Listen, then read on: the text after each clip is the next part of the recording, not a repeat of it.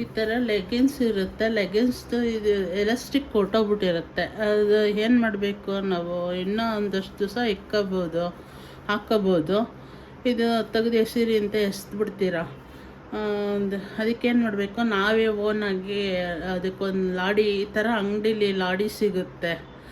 ಎಷ್ಟು ಇದ್ರ ಸೈಜ್ ಎಷ್ಟಿದೆ ನೋಡಿಕೊಂಡು ಅದಕ್ಕಿಂತ ಜಾಸ್ತಿ, ಆ ಕಡೆ ಈ ಕಡೆ 10 ಸೆಂಟಿಮೀಟ್ರ್ ಜಾಸ್ತಿ ತೊಗೊಳ್ಳಿ. ಆಗ ಲಾಡಿ ಹಾಕೋಬೋದು. ಇದಕ್ಕೇನು ಮಿಷನ್ ಹೊಲಿಗೆ ಬೇಕಿಲ್ಲ, ಏನಿಲ್ಲ. ಒಂದು ಪಿನ್ನ ಇರಲಿ. ನಾನು ಯಾವುದೋ ವೇಸ್ಟ್ ಡ್ರೆಸ್ದು ಒಂದು ಲಾಡಿ ಇತ್ತು, ಅದನ್ನು ತೊಗೊಂಡಿದ್ದೀನಿ. ಈಗ ಒಂದು ಪಿನ್ನ ತೊಗೊತೀನಿ, ಆ ಲಾಡಿಗೆ ಹಿಂಗೆ ಚುಚ್ಕೊತೀನಿ. ಆ ಡ್ರೆಸ್ನ ನಾವು ಯಾವ ಕಡೆ ಮುಂಭಾಗದಲ್ಲಿ ಯಾವುದು ಮುಂಭಾಗ ನೋಡ್ಕೊಳ್ಳಿ.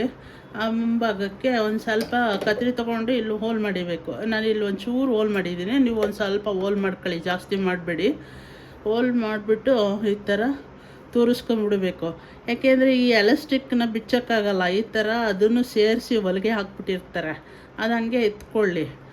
ನೀವೇನು ಮಾಡಬೇಕು, ಈ ಥರ ಎಲಾಸ್ಟಿಕ್ ಇದು ಅಲ್ಲೊಂಚೂರು ಹೋಲ್ ಮಾಡಿದ್ರೆ ಸಾಕು.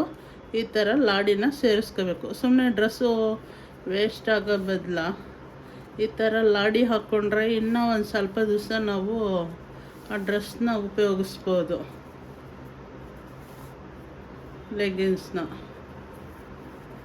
ಏನು ಹೆಚ್ಚಿಗೆ ಕಷ್ಟ ಏನಾಗಲ್ಲ. ಅಯ್ಯೋ ಆ ಕಡೆ ಹೊಲಿಗೆ ಬಿಚ್ಚಬೇಕು, ಈ ಕಡೆ ಹೊಲಿಗೆ ಬಿಚ್ಚಬೇಕು ಅಂತ ಏನು ಥಿಂಕ್ ಮಾಡೋಕ್ಕೆ ಹೋಗ್ಬೇಡಿ. ಇದು ಜಸ್ಟ್ ಒಂದು ಹೋಲ್ ಮಾಡ್ಕೊಳ್ಳಿ ಅಷ್ಟೇ. ಒಂದೊಂದು ಡ್ರೆಸ್ದು ಆ ಕಡೆ ಈ ಕಡೆ ಎಲ್ಲ ಲಾಕ್ ಆಗಿಬಿಟ್ಟಿರುತ್ತೆ. ಸ್ವಲ್ಪ ಇಂಟ್ರೆಸ್ಟ್ ಕೊಟ್ಟರೆ ನಿಮ್ಮ ಡ್ರೆಸ್ಸು ಮತ್ತೆ ಹಾಕ್ಕೋಬೋದು, ಲೆಗಿನ್ಸ್ನ ಉಪಯೋಗಿಸ್ಬೋದು.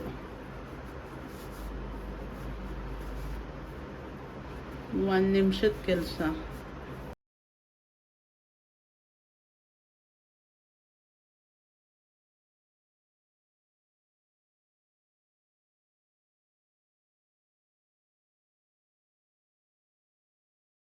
ಈ ಪಿನ್ನ ಹಂಗೆ ಹಿಡ್ಕೊಂಡಿರ್ಬೇಕು. ಈಗ ಈ ಹೋಲಿರೋ ಕಡೆ ಪಿನ್ನ ಬಂತು. ಈಗ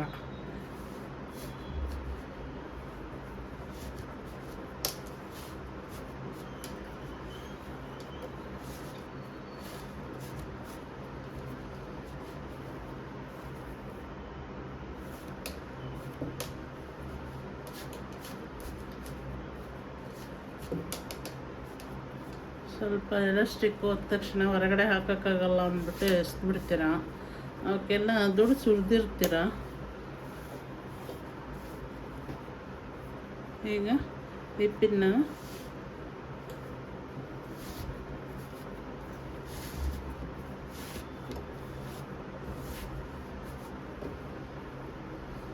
ಒಂದು ಲೆವೆಲ್ ಬೇಕು ಅಂದರೆ ಇನ್ನೊಂದು ಸ್ವಲ್ಪ ಹೇಳ್ಕೊಳ್ಳಿ ಹಿಂಗೆ.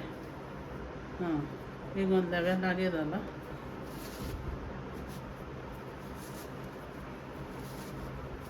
ಈ ಥರ